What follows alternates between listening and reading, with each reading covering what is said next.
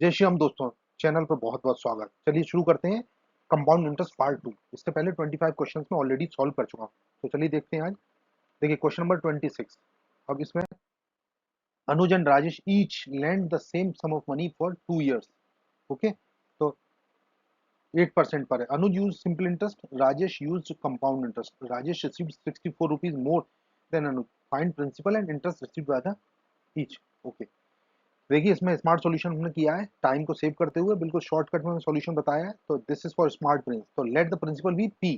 ठीक है, तो सिंपल इंटरेस्ट आप निकाल लीजिए अनुज के लिए। You are getting Anuj interest, simple interest means P R T into P into R into T upon 100। तो this comes out to 16 P upon 100।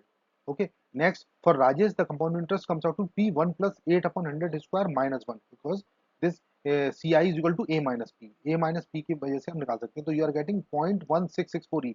Now C I minus SI is already given, that is 64. So using this formula you are getting the P, means principal amount comes out to be 10,000. तो आपके दो answer होगा। अनुज का interest हो गया 1600 और राजेश का interest हो जाएगा इसमें 1664। Is it clear? Okay, next देखते हैं।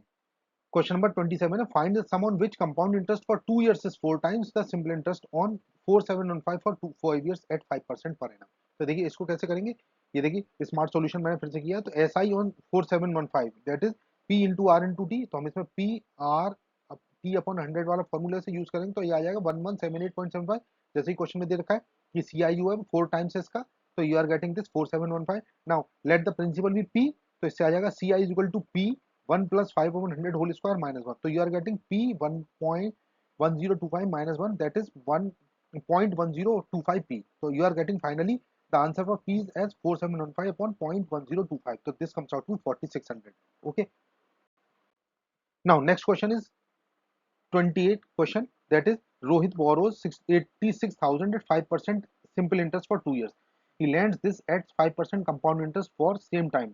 Find his profit. तो इसमें सिंपल देखिए, एस आई आप कैलकुलेट कर लीजिए, एस आई निकाल लीजिए। एस आई कैसे निकलेगा आपका, वही P into R into T upon 100 से। तो सारी वैल्यू दे रखी है। You are getting this S I as 8600। अब सी आई निकालेंगे। तो सी आई निकालने के लिए क्या करना है आपको, फॉर्मूला लगाना है आपको। सी आई निकालने के लिए कौन सा फॉर्मूला लगे, C is equal to A minus P. Okay, तो उससे आप यूज करेंगे तो 86,000 into 1 minus 1.05 whole square minus 1। ठीक है, बिकॉज यहाँ पर 5% है। तो आप कैसे निकालेंगे, 1 प्लस 0.05। तो दिस इज 1.05 और चूंकि 2 years के लिए है तो पावर इसकी स्क्वायर हो जाएगी। तो this is how we can calculate the value as 8615। Okay, मतलब प्रॉफिट क्या हो जाएगा यहाँ पर, एस आई मतलब सी आई माइनस एस आई। तो you are getting profit as ₹15। Okay, next question देखते हैं। Question number 29, the simple interest on a certain sum of money for 3 years is 5% per annum. Okay, at rupees 1200। तो find the principal and amount due.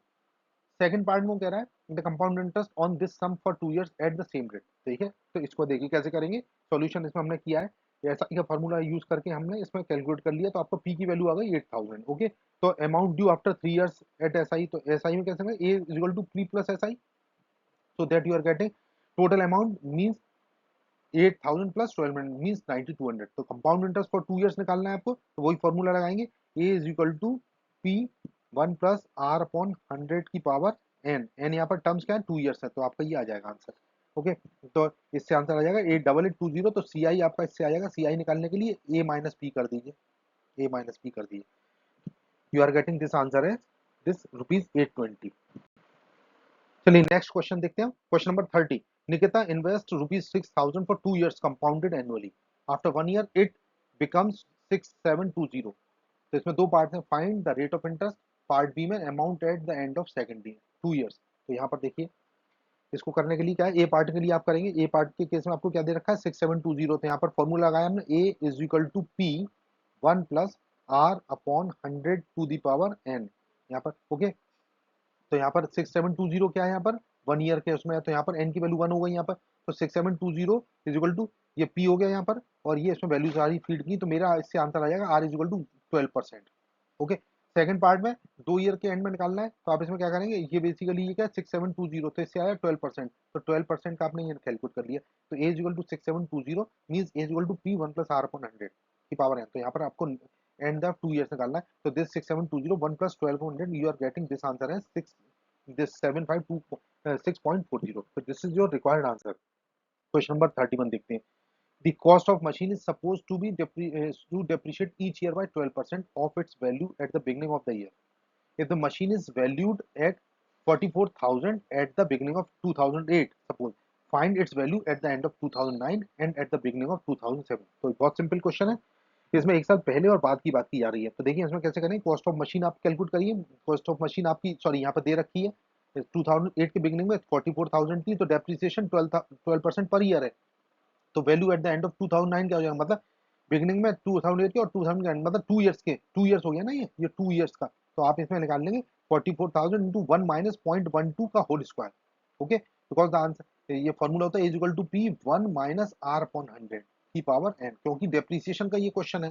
तो depreciation के case में यहाँ पर 1 minus R upon 100 की power N आ जाएगा। Okay, यहाँ पर डेप्रिशिएट हो रही है, तो you are getting this 34,073 rupees 60 paisa. अब value at the beginning of 2007, मतलब एक साल पहले जाना है, तो आप इसको 44,000 को 0.88, बिकॉज यहाँ पर 12% का डेप्रिसिएशन हो रहा है। ठीक है, तो बचेगी इसमें क्वांटिटी 88%, तो आप इसको डिवाइड कर दिए, तो you are getting 50,000 beginning at the beginning of 2000। तो this is an important question. Okay, question number 32 देखते हैं। The value of an article decreases by for 2 years at the rate of 10% per year, and then in the third year it increased by 10%. Find the original value of the article if its value at the end of 3 years is 44,095 rupees. देखिए simple है question, final value आपकी कितनी दे रखी है 44,095 rupees. अब 2 years decrease by 10%, तो third year increase by 10%। अब यहाँ पर दो हैं, ठीक है, दो केसेस हैं, डिक्रीज हो रही है 10% से 2 साल में, और तीन थर्ड ईयर में 10% से इंक्रीज हो रही है। तो लेट द ओरिजिनल वैल्यू हम एक्स मान लें, तो एक्स इंटू 0.9 इंटू 0.9, क्यों, क्योंकि अब ये 10% से डिक्रीज हुई, तो यहाँ पर दो बार ये 90% हो गया, तो x into 0.9 into 0.9 mean this is for 2 years into 1.1, and because this 1.1 का मतलब क्या है, क्योंकि ये 10% से इंक्रीज भी हो रही है, तो ये वाली जो 0.9 और 0.9 है वो डिक्रीमेंट के लिए है 2 साल में, और ये 1.1 है वो 10% इंक्रीमेंट के लिए। ओके, तो ये वैल्यू है 40,095, तो you are solving this, you are getting x is equal to 45,000। तो this is your required answer. अब 33 क्वेश्चन देख लेते हैं। The population of a town decreased by 12% during 1998 and then increased by 8% during 1999. Find the population of the town at the beginning of 1998 if at the end of 99 its population was 2,85,120. तो देखिए इसमें क्या करना है अपन को, ये final population हमारी दे रखी है, ठीक, और फर्स्ट ईयर डिक्रीज कितना था 12% और सेकंड ईयर इंक्रीज था 8%, पुराने बिल्कुल ठीक पिछले प्रीवियस क्वेश्चन जैसा है। तो यहाँ पर आपको इसमें ओरिजिनल पॉपुलेशन जो फाइनल पॉपुलेशन है आपकी ये 8, ठीक, हम अगर हम इसको मान लें एक्स, तो इसमें दो आप क्या लगाने हैं, एक बार आपको ये लगाना है 8% का, मतलब 8% डिक्रीज हुआ, तो ये कितना हो गया, इंक्रीज हुआ 8% का, मतलब 1+1.08, ठीक है, तो 1.1.08 का तो इंक्रीमेंट है, और 0.88 मतलब 12% डिक्रीज हुई है 98 में, तो ये 88% रह गए। तो यहाँ पर दो मैंने कन्वर्जन फैक्टर यूज किए, तो you are getting this value final है 285,120, ठीक है, तो यहाँ से एक्स की वैल्यू आ जाएगी आपकी 285,120 डिवाइडेड बाई 0.9504, तो you are getting the answer as 3 lakhs. This is the required answer. I hope you are getting this answer. Now, next question is Mr. Sharma borrowed a certain sum of money at 10% per annum, compounded annually. If by paying 19,360 at the end of the second year and 31,944 at the end of third year, he clears the debt. Find the sum borrowed by him. तो देखिए simple है ये, यहाँ पर interest आपका 10% compounded annually है, amount at the end of second year दे रखा है और थर्ड ईयर पर दे रखा है, तो हमें प्रिंसिपल नहीं बताया, तो हमने प्रिंसिपल को एज्यूम किया, तो हमें यहाँ पर प्रिंसिपल अगर आप एज्यूम कर रहे हैं, तो यहाँ पर देखिए 1 पॉइंट, क्योंकि 10% का है यहाँ पर 10% पर एनम, ठीक है, सेकंड ईयर में अगर 2 साल के लिए निकालना है तो आपको 1.1 मतलब 1.1 का स्क्वायर करना पड़ेगा, क्यों, क्योंकि आपको 10% इसमें हो रहा है, ठीक है, पर ईयर, तो 1.1 का होल स्क्वायर से मल्टीप्लाई कर दिया एक्स को, तो that value comes out to 19,360 as per the question, ठीक है, तो therefore X is equal to this 16,000, ठीक है। अब थर्ड ईयर के लिए आप क्या करेंगे, इसमें क्यूब कर दीजिए 16,000 into 1.1 का क्यूब, तो this answer comes out to be 31,944. So the required answer is 16,000 borrowed. So this is the simple and smart trick how to solve the typical questions in fractions of minutes. Question number 35 देख लेते हैं। तो देखिए question है आपका, the ages of Pramod and Rohit are 16 years and 18 years respectively. In what ratio must they invest money at 5% per annum compounded yearly so that both get the same sum all attaining the age of 25 years? ठीक है, तो आपको इसमें दो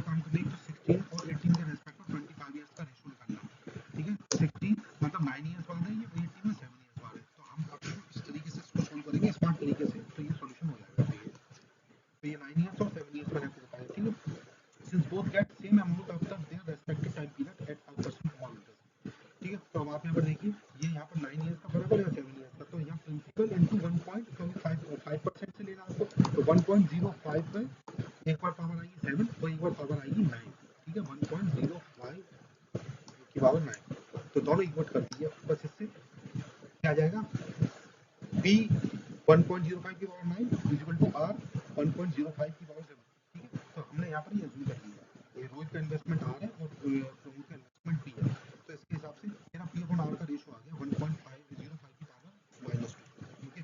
तो finally you are getting P upon R equal to 1.1025, तो ratio क्या आ जाएगा P इज टू R का 1:1.1025, ठीक है। या फिर आप इसको कह सकते हैं 100 into 110.25, और finally you can say the final answer is 10:11, तो इस रेशो में आपका ये आपका फाइनल आंसर है, ओके। तो दिस इज क्वेश्चन नंबर 30। अब नेक्स्ट क्वेश्चन देखते हैं, question number 36। What sum of money will amount to ₹27,783 in 1.5 years at 10% per annum compounded half year। देखिए दोस्तों, इसमें अब सिंपल आपको काम क्या करना है, आपको अमाउंट दे रखा है, टाइम ड्यूरेशन दे रखा है, ठीक है। मतलब 3 साल 1.5 साल दिया तो 3.5 ईयर हो गया, और 3.5 ईयर हो गया, तो ये हो गया आपका रेट ऑफ इंटरेस्ट और 5% पर ईयर, ठीक। तो हम यहाँ पर क्या करना है, ये फॉर्मूला लगा दीजिए, ये equal to P 1 plus R upon 100 की पावर है, तो यहाँ से आ जाएगा। पी मुझे नहीं पता है, तो मुझे रेट ऑफ इंटरेस्ट के हिसाब से मैं करूँगा, तो ये 27783 एक ही जगह मैंने लिखा है यहाँ पर, और पी मुझे नहीं पता है, तो फाइनली इसी क्वेश्चन पुट करूँगा, तो पी की वैल्यू आ जाएगी 24,000, okay. I hope you are getting this answer. Question number 37 देखते हैं। Ashok invest a certain sum of money at 20% per annum compounded yearly. Geeta invest an equal amount of money at the same rate of interest. Okay. Per annum compounded yearly.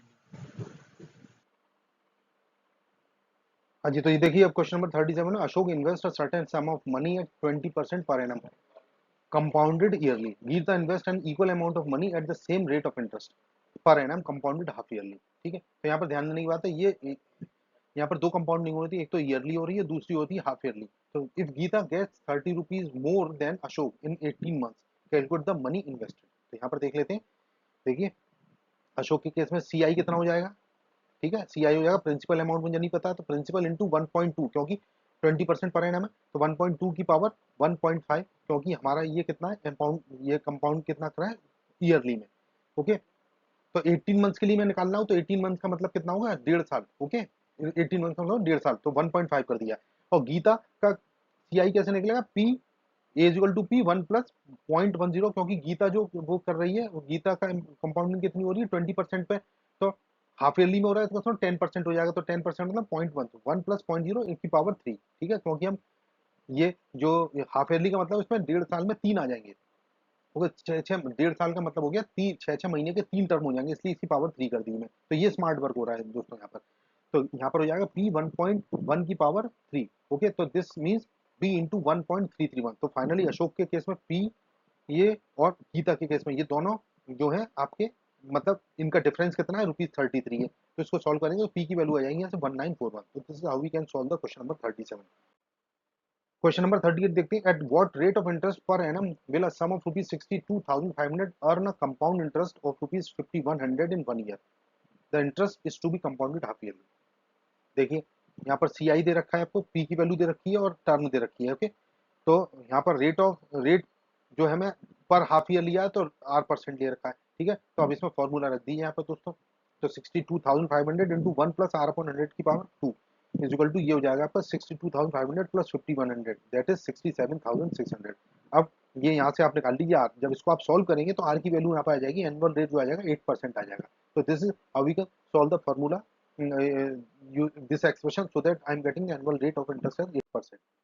तो question number 39 देखते हैं, in what time will ₹1500 yield ₹496.50 is compound interest eight 20% per year compounded half yearly. तो देखिए यहाँ पे इसको कैसे solve करेंगे, ये देखिए पी की वैल्यू 1500 है, कंपाउंड इंटरेस्ट दे रखा है, रेट दे रखा है हाफ ईयर में, ठीक है, क्योंकि हाफ ईयरली में दे रखा है कंपाउंडिंग।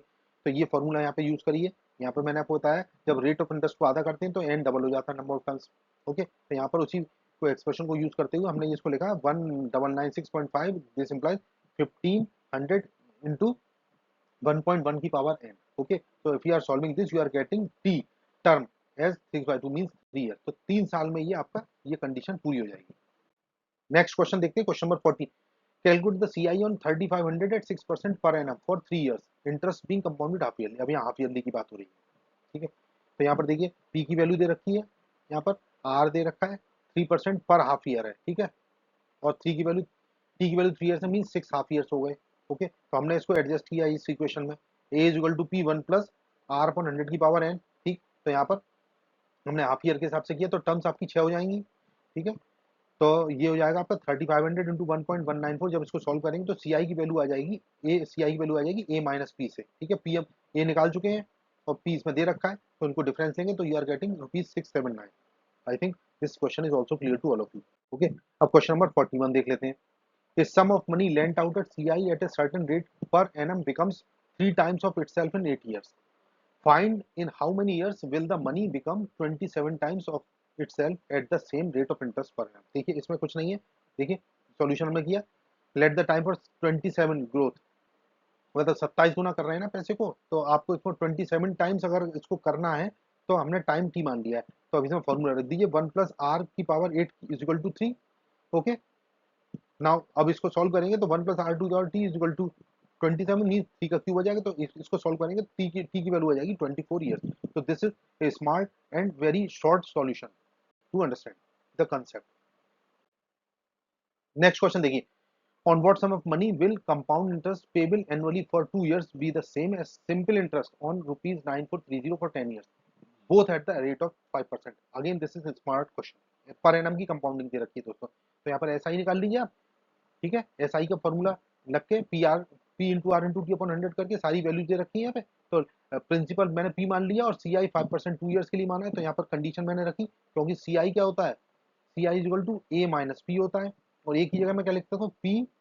ठीक है, 1 प्लस आर अपॉन 100 की पावर एन माइनस पी. तो ये फॉर्मूला आ जाएगा यहाँ से. देखिए इसको जब मैं सॉल्व करूंगा तो पी की वैल्यू आ जाएगी ₹46,000. Okay, next question. Kamal and Anand each lend the same sum of money for 2 years at 5% at simple interest and compound interest respectively. ठीक है, Anand received 15 rupees more than Kamal. Find the amount of money lent by the each and the interest received. Again same concept, S I आप निकाल लीजिए और सी आई निकाल लीजिए, उनका difference ले लीजिए which is given in this question is ₹50. तो जब इसको सॉल्व करेंगे तो आपको पी की वैल्यू यहाँ पर ₹615 आएगी. तो इस तरह के क्वेश्चन मैंने आपको भी बताए, तो इसमें आप यहाँ पर कैलकुलेट कर सकते हैं डायरेक्टली इसको. ओके, बस आपको यहाँ ध्यान रखना सी आई का जो फॉर्मूला लिख रहे हैं वहाँ पर पी इंटू ये यहाँ पर लिख रहे हैं ना, जो आपका जो सी आई निकालना है ए माइनस पी से, तो यहाँ पर 1.05 क्योंकि 5% ले रहे हैं 2 ईयर्स के लिए, इसकी पावर 2 आ गई है. ओके, नेक्स्ट क्वेश्चन देखिए, question number 44. Compound interest on a certain sum of money at 5% per annum for 2 years is ₹246. Calculate simple interest on the same sum for 3 years at 6% per annum. Okay, again simple question but tricky question. Principal P मान दिया इसमें, 5% for 2 years के लिए मैंने ये question में दे रखा है. ओके, तो P यहाँ पर निकाल लीजिए. P यहाँ पर निकालेंगे तो 246 अपॉन 1.1025. ये 0.1025 से डिवाइड क्यों किया है, क्योंकि 5% है. ओके, तो यहाँ पर सम ऑफ मनी 5% मतलब 1.05. ओके, तो जब 1.505 का स्क्वायर करेंगे तो यही आ जाएगा आपका 1.105. ओके, तो इस तरीके से आप जब इसको सॉल्व करेंगे तो P की वैल्यू आ जाएगी आपकी 2400. और एस आई अगर आप निकालेंगे तो P into R into T upon 100 करेंगे तो you are getting this answer as ₹432. Okay, next question देखिए, question number 45. A certain sum of money amounts to ₹23,400 in 3 years at 10% per annum simple interest. Find the amount of the same sum in 2 years at 10% per annum compound interest. देखिए simple question. S I आप निकाल लेंगे. इसमें S I कैसे निकालते हैं, S I निकालने के लिए एक्चुअल अमाउंट में से प्रिंसिपल अमाउंट माइनस करते हैं. तो एक्चुअल अमाउंट इसमें कितना 23,400 और प्रिंसिपल मुझे नहीं पता है तो मैंने यूज कर लिया. तो एस आई निकालने के लिए फॉर्मूला और मैंने यूज किया. इस क्वेश्चन की कंडीशन के हिसाब से जब मैं इसको यूज करूंगा तो मेरा ये फॉर्मूला, ये जो क्वेश्चन में दे रखा है 0.30 पी आ गया एस आई. अब दोनों को मैं इक्वेट कर देता हूँ. ओके, तो जब इसको सॉल्व करेंगे तो पी की वैल्यू आ जाएगी ₹18,000. अब सी आई फॉर 2 ईयर्स कैसे निकालेंगे, जब सी आई 2 ईयर्स के लिए निकालना है तो आपको 10% दे रखा है. देखिए क्वेश्चन में 10% दे रखा है दोस्तों, ये दे सकते हैं. तो यहाँ पर 18,000 में 1.1 के होल स्क्वायर से मल्टीप्लाई कर दीजिए तो आपके पास ये आंसर आ जाएगा ₹21,780. Question number 46. On a certain sum, the compound interest in 2 years amounts to rupees 4240 if the rates of interest for successive years are 10% and 15% respectively. Find the sum. Simple. अब अलग अलग इंटरेस्ट दे रखे हैं तो यहाँ पर फॉर्मूला लगे A equal to P one plus R upon 100 R1 upon 100 1 plus R2 upon 100। तो इसको जब सॉल्व करेंगे इस तरीके से आएगा ये, और जब इसको फाइनली आप जब सॉल्व करेंगे यहाँ पर P की वैल्यू आ जाएगी 16,000, क्योंकि यहाँ पर CI की वैल्यू दे रखी है यहाँ पर 4240। ओके, तो अमाउंट इसमें आप इसको जब मैनिपुलेट करेंगे तो फाइनली P की वैल्यू 16,000 आ जाएगा। I think this is clear to all of you. Question number 47 देखिए, at what rate percent per annum will 6,000 amount to rupees 6615 in 2 years when interest is compounded annually. Simple है question में, formula लगाना है आपको A is equal to P one plus R upon 100 की power N. ठीक है, यहाँ पर सारी वैल्यूज दे रखी, केवल आर की वैल्यूज ही नहीं लिखी, तो आप इसको जब सॉल्व करेंगे तो आर की वैल्यू आएगी आपके पास 5%। तो this is simple question. Question number 48 देखिए, in how many years will rupees 7,000 amount to 9317 at 10% per annum compound interest. ठीक है, तो ये देखिए यहाँ पर फिर ट्रिकी, हमने ट्रिकी स्टाइल में इसको किया है। तो A is equal to P one plus R upon 100 की पावर एन का फॉर्मूला लगाया, ये वैल्यू सारी फीड कर दी जो भी क्वेश्चन में दे रखी है। ठीक है, यहाँ पर इससे अब इस क्वेश्चन को सॉल्व करने की थोड़ा लॉगरिथम टेबल देख के आप इसको सॉल्व कर लिए, तो टी की वैल्यू आ जाएगी यहाँ पर 3 इयर्स। तो this is how we can solve the value of T using logarithmic concept. ठीक है, जिसमें मैंने आपको समरी में बताया। अब क्वेश्चन नंबर 49 देख लीजिए, find the time in years in which rupees 4,000 will produce rupees 630.50 as compound interest at 5% per annum, interest being compounded annually. तो यहाँ पर कुछ नहीं करना है आपको, सीआई का फॉर्मूला लिखना है जो हम लिखते चले आ रहे हैं पिछले क्वेश्चंस में। ठीक है, वैल्यूज जो दे रखी है उसमें फीड कर दीजिए। Again using the logarithmic table, log का कंसेप्ट से आप इसको यूज करेंगे तो टी की वैल्यू यहाँ पर 3 इयर्स आ जाएगी। Question number 50। अब क्वेश्चन नंबर 50 में क्या है, divide rupees 28,730 between A and B so that when their shares are lent out at 10% compound interest compounded yearly, the amount that A receives in 3 years is the same as that B receives in 5 years। तो मैंने जैसे आपको पिछले question में बताया था, इसमें दो कंडीशंस को इक्वेट करना है। तो देखिए, A का अमाउंट x है तो B का अमाउंट कितना हो जाएगा, total amount minus x means 28,730 minus x। तो यहाँ पर अब मुझे दोनों इवेंट को इक्वल करना है, क्योंकि कंडीशन दे रखी A receives in 3 years is the same as B receives in 5 years. तो B का अमाउंट कितना है 28,730, ये देखिए, और इसको 10% पर लेके चलना है। तो 10% के हिसाब से मतलब 5 इयर्स में कितना हो 1.5 का, क्योंकि 1.10। ओके, 5 इयर्स के लिए हो जाएगा 5 टू द पावर 5, और यही ए के लिए हो जाएगा 3 इयर्स में। तो x इंटू 1.1 का क्यूब, क्योंकि x का ए का अमाउंट x है, तो x इंटू 1.1 का cube is equal to this. तो इसको जब आप सॉल्व करेंगे तो x की वैल्यू यहाँ पर आ जाएगी आपकी, ये देखिए x, इसकी x की वैल्यू इसमें कैलकुलेट कर लीजिए। ठीक है, यहाँ पर रह गई है, sorry for that, but you can calculate. तो this is all about today's video. I think this video is clear to all of you. आपको अच्छा लगा हो मेरा वीडियो देख के, अगर कोई कमेंट हो तो फीडबैक में लिखिए। And thank you for watching my video. Have a good day. जय श्री राम।